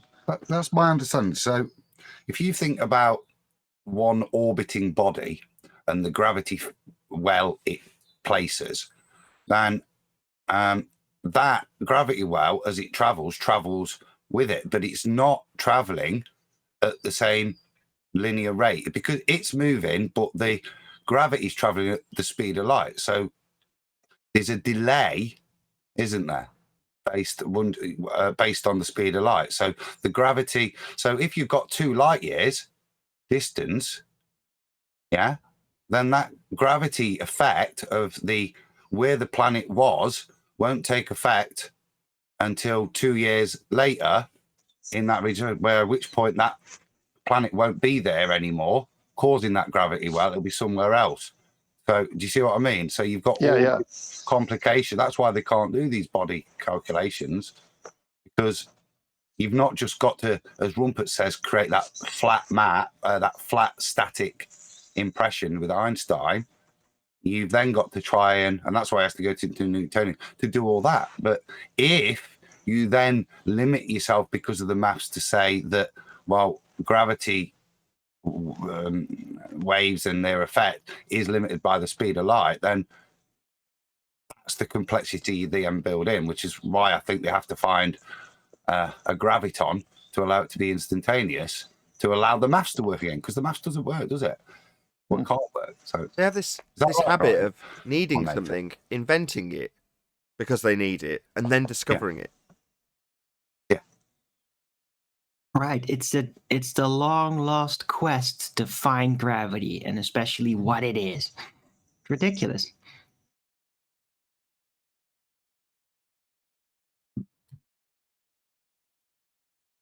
Well, sorry. What do you? Sorry, Aaron. Do you want to go? I'll talk after you. No, just the same, more of the same.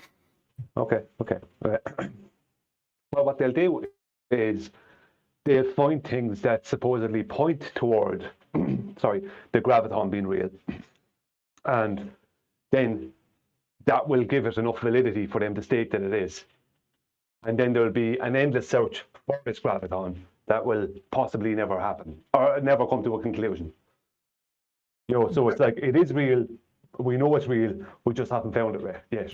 Look at the bull, Brian, we've got for proof of gravity waves. Look at the nonsense we were fed. You know what I mean? And now they've moved on. They've accepted now. There was a bit of discussion, bit of argument about whether it was real or not, whether it could have been the microwave in the canteen that caused this. But now, well, we don't want to go on too much, and we'll move on as if gravity waves now exist and start doing mathematics with those. And that's what they'll do, isn't it, in my opinion? Like you said, they'll find. Yeah. No, like you said, they'll find one, won't they? They'll find some bit of data that in some way insinuates that a graviton does exist. It has to exist, otherwise the maths is wrong. But you know what this whole thing reminds me of a lot, like gravity and the search for it. It's another search for a holy G. It used to be the Holy Grail, and now the Holy Grail is gravity. And like it has to be there, right? It's a part of the story of Christ. They're looking for it, etc., etc. Well, gravity in their mathematics has to be there, even though they can't prove it. So it's like a quest to find the holy gravity. It's very similar. It's astounding how similar it is. What'd you say, guys? Sam's Meat Market, you kill him, we'll chill him. Go on, Owen. The holy gravity. Right. It's the holy grail of the heliocentrism, of this atheism, of this thing. Come on, Nathan, give us a Spirit of Santi, Psalm and gravity. Yeah. Isn't it more like the Force in Star Wars? No, because you can actually very manipulate that. I think it is, because the Force is just gravity in that story. It's the thing that permeates everything. It's everywhere. An energy that you can harness. Gravity. Go on, what's that? Gravity, yeah, what's that? That's part of the quest to find out what it is. But it has to be there. It has to be there according to the model. Okay, let me try and explain. What model is that? In a conceptual medium known as space-time, which is kind of like starting my sentence in a galaxy far, far away. So in a conceptual medium known as space-time, pseudo-Riemannian force space, there is the phenomena of mass being unevenly distributed. And What's mass? I thought I was going to get really well through that story and my parallels with Star Wars, but I get to the word You can't mass and ask suddenly... questions like that when the Star Wars theme is going on. What's mass? Yes, I can. Damn it, you. Sorry to ruin your story. But you were in that different world again. That pseudo-Riemannian force space, right? That's a different world, man. That was so disturbing yesterday. That was probably the most disturbing part, if I can remember correctly. What, the two I worlds? thought that was I when think it was actually great. getting interesting. Hold on, I'm what's the sorry. most I think disturbing it was part? great, 'cause he was legitimately telling us seriously that we can't do this stuff in the 3D world that we actually live in, but in this 4D world, oh yeah, we could figure all types of shit out. That's great, man. Can't buy comedy like that. He did that stuff, remember, on the Globetard Brain Trust with Professor Dave and all? That's when he first introduced that stuff. Remember we went over it? Yeah, I remember. Yeah. I was like, he brought it back. Yes, he did. Stuff, Rumpus. Well, don't forget though, he actually said that you can't move around in 4D space. He actually said that. Did you guys not catch that yesterday? Yeah, Nobody I catch got that? it. So if you can't move around in it, how are we moving around? Well, all I know is poor Mercury has now been left without an orbit in the 3D world that we actually live in. Poor Mercury. It's a satellite world. It spins around us and then it manifests 3D stuff outside of it. That's what happens. That's his story. That's like that. It's batshit insane. You need to be institutionalized. Rumpus. But, of course, you already knew that. I told you that about 4.5 years ago.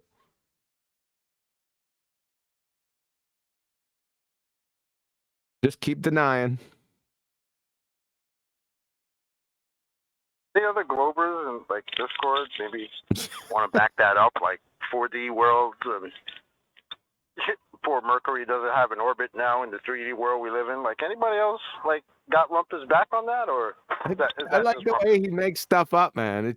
I've never heard anything that like in my life. I've been looking at Einstein stuff for about 10 years. I never heard no shit like that from anyone or read anything that even remotely pointed to it, suggested. Well, I've been saying such things. Like, I've offered my services. Like, dude, there's a whole lot of stuff that can still be done with heliocentrism and all the playing room we've been provided with, if you can accept that it's actually just a game and not reality. But it's like when he said that he knew that Cavendish somehow figured out Big G. And we're like, but he didn't say that in the paper. And he's like, but he knows he said that. Like, like he divined his thoughts. We forgot about that. We forgot about holding his feet to the fire with that. There's just so many things to hold his feet to the fire. I can't remember them all. No, it just popped in my head. I was like, oh shit, yeah, he said Cavendish figured out Big G. Oh, it's not in the paper, but let me show you where he didn't write it in the paper. Yeah, he was gonna show us where it's not in the paper where it is. Yep. Forgot about that. Somebody should write these down, man. But that's what he said. He didn't write it down. That's why y'all have me. That's what he said. He didn't write it down too. Touche. What about this citation that's there that says that Cavendish didn't do this? Yeah. The one that you showed them a couple of weeks ago. Yep. That's what you're... I read through the paper. It's not there. I read through the paper a couple times. I never seen it. That's what your video was about today, right, he's Brian? Just telling you, or the Iowa State is just telling you what's obvious. If anyone's they've never read the paper. They may have read little spots of it, but they never read the whole thing.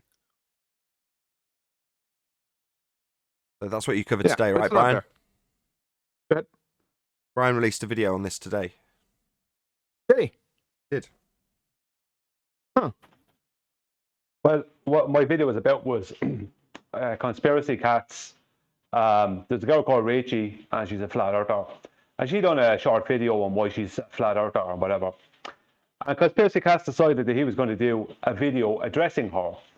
And he was just, more or less, I knew what was going to happen. He was going to just try and explain a lot of stuff, right? But the main theme behind what he was doing was to change our mind. Well, and what I've done, rather than addressing him, I addressed her. I made the first part because I've only listened to 10 minutes of an hour-long video he made. So I don't know how much other stuff was in it, but within that 10 minutes, there was a lot of nonsense concerning gravity and scientific method and natural law and different things like that. Conspiracy Cat still got a channel. Yeah, he has 2 channels, I think. He's still out here. I haven't heard too much. I'm not looking for him either. He's a numpty dipshit. He's around. We already showed that, so. But yeah, I as part of it, I referred to the citation because he was claiming that he was claiming a lot of stuff to do with Cavendish, and Big G and different things, all things that he shouldn't be claiming. He was claiming. I'll put it that way. Why are we with Cavendish? It's 160-year out-of-date pseudoscience to begin with. I don't know why they're going back there. What is going on out there, man? You heard it yesterday. Out of date, it's not even supposed to prove gravity. I like to remind them about that specific part. It's like, Cavendish, what gravity? He didn't do it. No, just assumed it. There's no proof. It doesn't even do it. What? Why? Why did they then find density without mass and volume? That was a neat trick. How you do that? Yeah. Maybe Adam can do that. Is he off his phone call? Easy peasy. What you do, John, is you assume. And then you can go anywhere. You assume. What are you assuming? Mass and volume. Yeah, take a wild stab, pull a couple of numbers out that line up with 9.8. Backwork it, I would. Yeah, density equal mass over volume is just a convention within itself, right? No, it's not even internally consistent. I might do a show on that. Well, it depends on the structure. It's fairly consistent within crystalline lattices, but within most, like wood, there's no such thing, is there? Depends what you're meaning, doesn't it, in terms of that? It is, I think, for most sakes, totally conventional in the way we even stone. I'll give you a little teaser. Switch it up, solve for volume.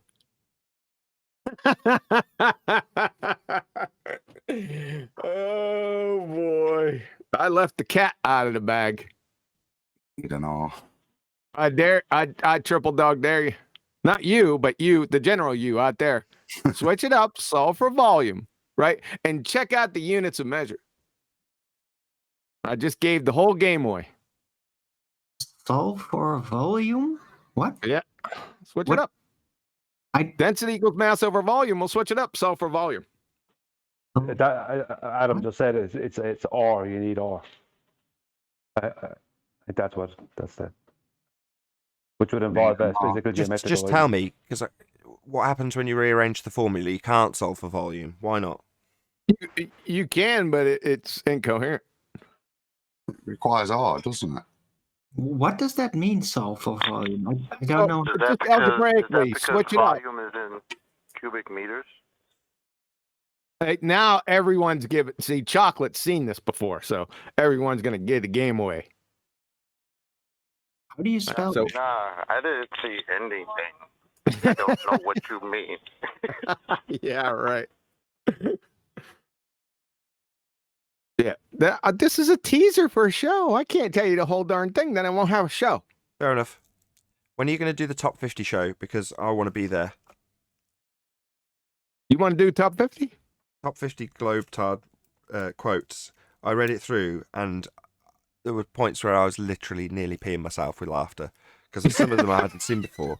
And just crying with laughter, reading them, thinking, when this comes out, I read a couple on yesterday's show because they accidentally ended up on screen when I was flicking through the Skypes. And I was just like, well, I've got to read a couple. And one of them was a Rumpus quote, just perfectly timed, just scanned through. I just found one that was relevant. I was like, yeah, they'll do, because I just think it's just a nice little thing that people should just acquire. I mean, it's a bit crap in a way, because what we're doing is we're picking up one of those tools off the battlefield that they use all day long and go, why not use this tool, right? This is, that tool where they take some quote that you've said, and a lot of them could come back to us and say, well, I didn't mean it. Rumpus did it yesterday. Well, I misspoke when I double spoke 50 times in a row, back and forth. That was just a misspeak, right? So yeah, you could argue that, and people do misspeak. But by the same token, like I say, that's a weapon we get used against us, and it's just a bit of fun. So, but it's a bit of fun I want to be a part of whenever you do it. You want to be a part of that, huh? Yeah, I do, yeah. I think 18%, nine out of the 50 the Rumpus has got, I think. Nah, does he have 9? 9 out of the 50. Doesn't surprise me. I listed him down. I was just thinking, because it kept saying Rumpus. I was thinking how much had he done, but yeah, he nearly got a fifth of the total quotes there.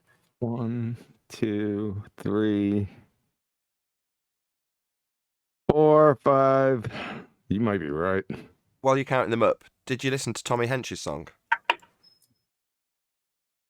I've not heard it. Yeah, it's 9, and yes, I listen. Listen, I hate rap, so I listen to it. Oh, right. Well, that's great, leading. I was just about to play it. I'll wait till the mood changes slightly and we're a bit more upbeat about somebody's work that specifically references you. In this case, Tommy Hench. It's appalling. It's appalling. I really liked it. I think you misspoke. You meant you hate all rap except chocolates rap? Yes. Yeah, thanks. Yeah, we can all misspeak. Right, well, what I'm going to do, if you can pop yourselves on mute, I'm just going to give you maybe 30 seconds of Tommy's song. Now, bearing in mind the production quality is not high, right? He's probably done it on a phone, so that isn't why it's being played. The context of what he's saying and the effort he's put into the rhythm, things like that, is what I'd rather you focus on rather than the production quality. So I'm just going to play you a little bit of this.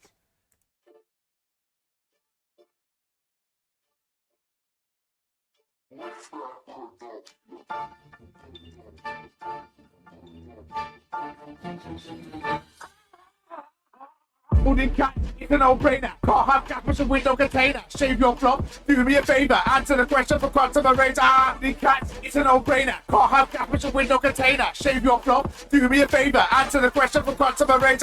Questions that you can't refute, like Nathan Oakley, you can't dispute. Don't rumpus me, I'll put you on move. Don't monologue, keep it minute. Drop round questions like Crash Bandicoot 24/7 Discord, you will get booed. Parenting maths like what's the square root? PC and lawyer lights, and I get a suit. With its rhetoric, fastest lighting, electrostatics, that's exciting. Leaping warrior, go keep fighting. Experiment, Globus, keep biting. Bigger Jedi, Globus, keep crying. 3 questions, send them off crying. How can you think that we are lying? CGI when you look on lion. Cats, it's a no-brainer. Can't have capital window container. Shave your flops, do me a favor. Answer the question for quantum arrays. Only cats, it's a no-brainer. Can't have capital window container. Shave your flops, do me a favor. Answer the question for quantum. Too much spare time.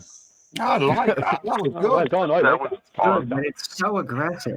It is so I don't know, aggressive. I like I that. think chocolates rap hits more bars. I liked it. I don't think you should compare. I think they're both good. It's different styles. This one is just very aggressive. Very This is aggressive. British I love street it. I think it's ace. Shout out to you, Tommy Hench. Subscribe today. It's objectionable. Answer the question for quantum arrays. That's objectionable, man, and appalling at the same time. Well, I thought that was really good, John. I rate that. That's almost video worthy. If the sound quality was better, I'd start fiddling with Premiere Pro on that. That's good. He made a video for it. He's got a video. It's pretty cool. yeah, we'll I do think that sound, it just like your first one, Chop, isn't it? That way you did it on a phone. Just so I can- really just quick. one second, just one second. I was just one bopping sec, away just one with sec. that. Hello, I was hello. rocking in my chair, you know. Just want to give him a proper shout out. So that particular track is called Baldy Cat's Flat vs Globe, and it's on Tommy Hench's channel. So be here or be sphere on Tommy Hench channel. Check it out.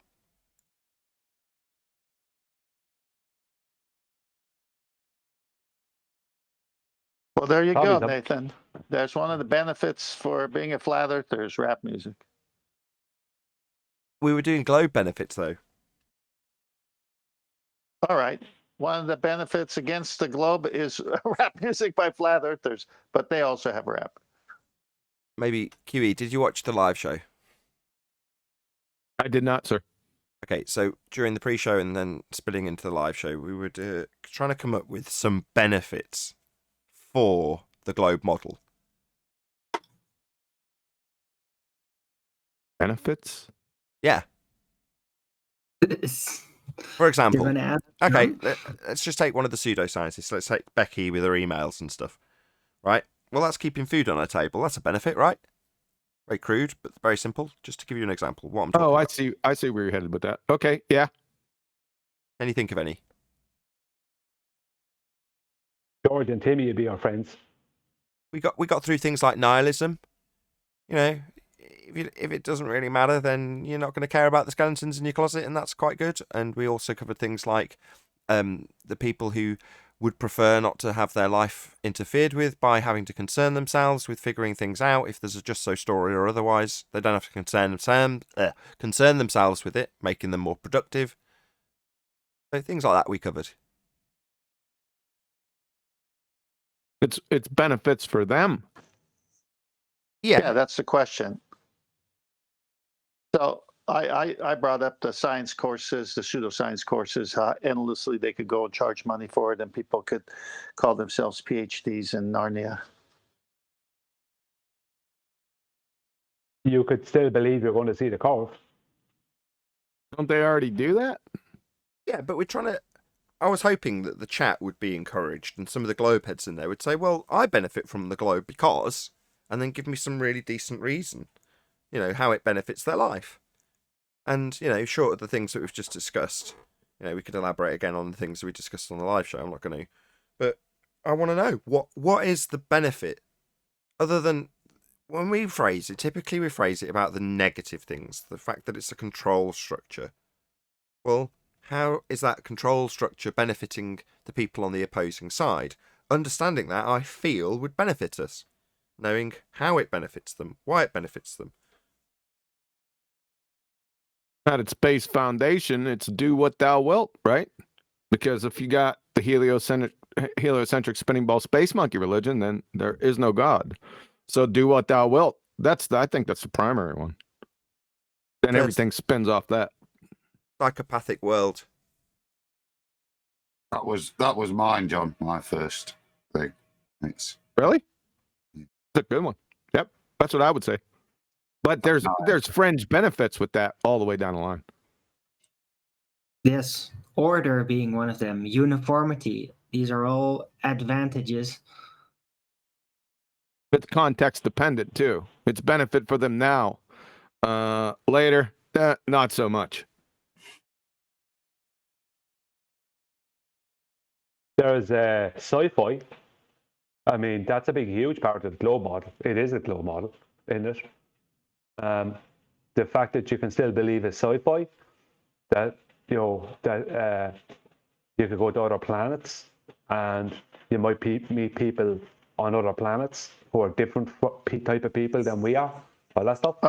Well, there's only one location that's off the itinerary, and that's Mercury.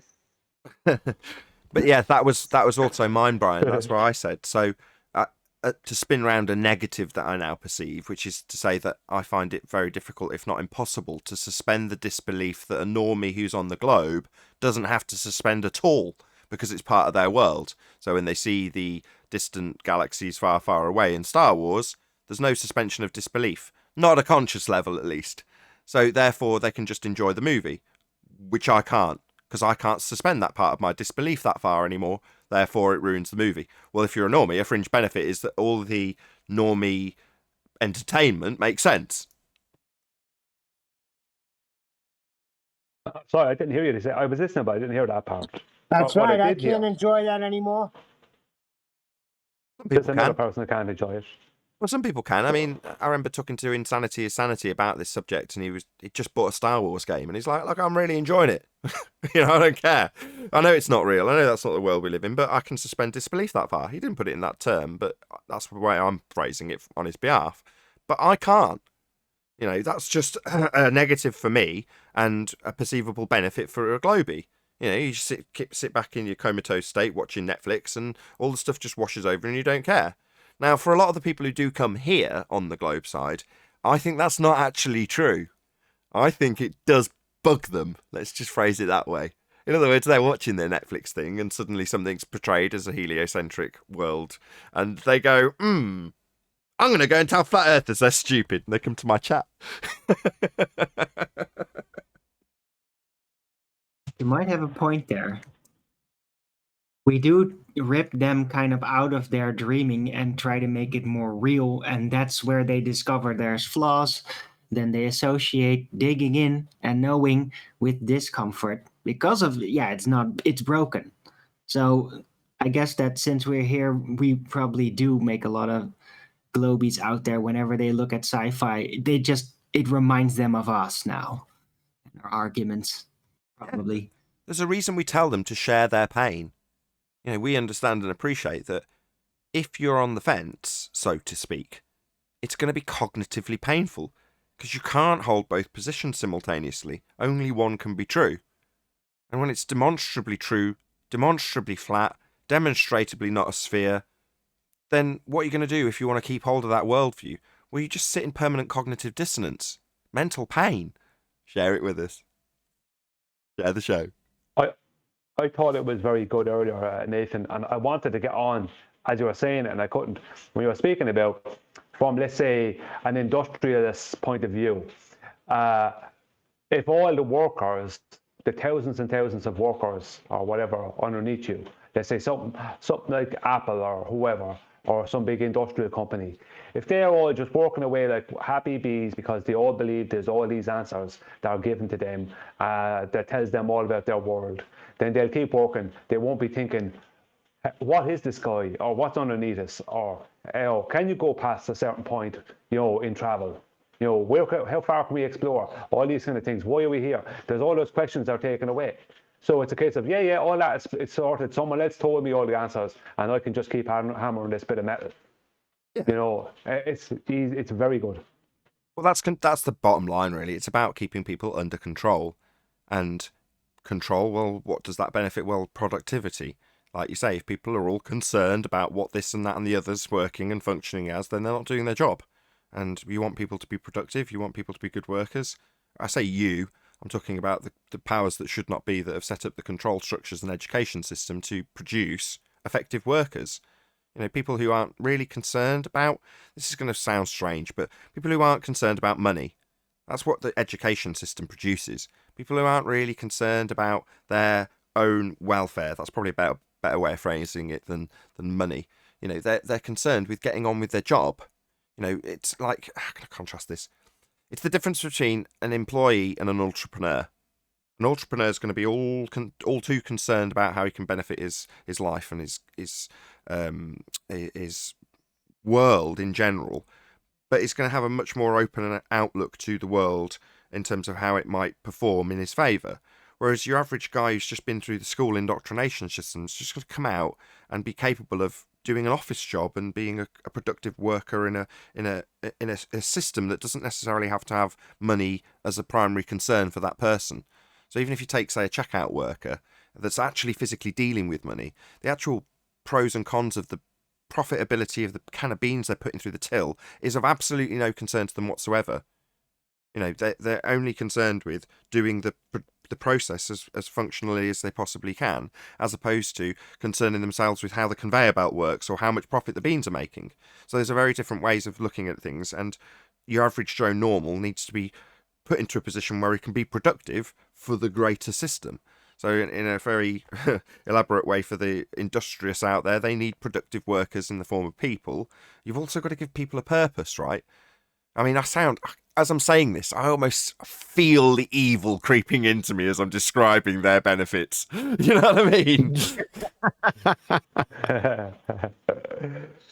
You make a good point though, Nathan, because tell you what it is there's a meme out there. I have it on my computer somewhere, and it shows Tom Cruise laughing. And the meme is when someone tells you to stop this flat out nonsense and get into the real world, right? Because their version of the real world is as a heliocentric employee, because that's what it makes you, a heliocentric employee, doesn't it? So their version of what the real world is not the world we are discovering to be real. It's a world where their whole focus is purely on getting a job, 9 to 5, paying the bills. Easter is coming. We have to get this. You know, it's year in, year out, the same steps are taken. You know, it's Halloween, it's Christmas, it's autumn, and it's the same rigmarole or whatever it might be. Different places, different. They could be obviously like different countries will have different holidays, but it's the same thing. It's all structured in the same way, and it's like, this is what life is. You do this. Forget all that. We know all that. You're not smart enough to know all that. You just keep doing this, and then at Christmas you'll have money for presents for the kids. You know, and that's, you know, you're a heliocentric employee. So when they tell us get into the real world, but what they're saying to us is get back into the world, the only world we understand, and get out of the learning of the real world, of the actual real world. Yeah, don't concern your little head about how the world actually works. There's people who are paid and employed and disciplined in concerning themselves with that, and they're very limited in their scope, and they'll tell you how the world works. You go and hit that piece of metal over there. With that, I'll say a huge, massive, enormous thank you to both Discord and G+ Panels for making today's after show possible. Of course, a massive thank you to all of you in either Nathan Oakley 1980 or Nathan Oakley Premiering streams for hopefully smashing the super chat, liking, commenting, sharing, subscribing, and all that good stuff. Be sure to check out nathanoakley.com and the Flat Earth Debate Forum to keep up to date with the community debate. I've been Nathan Oakley, and I'll see you all in the next video.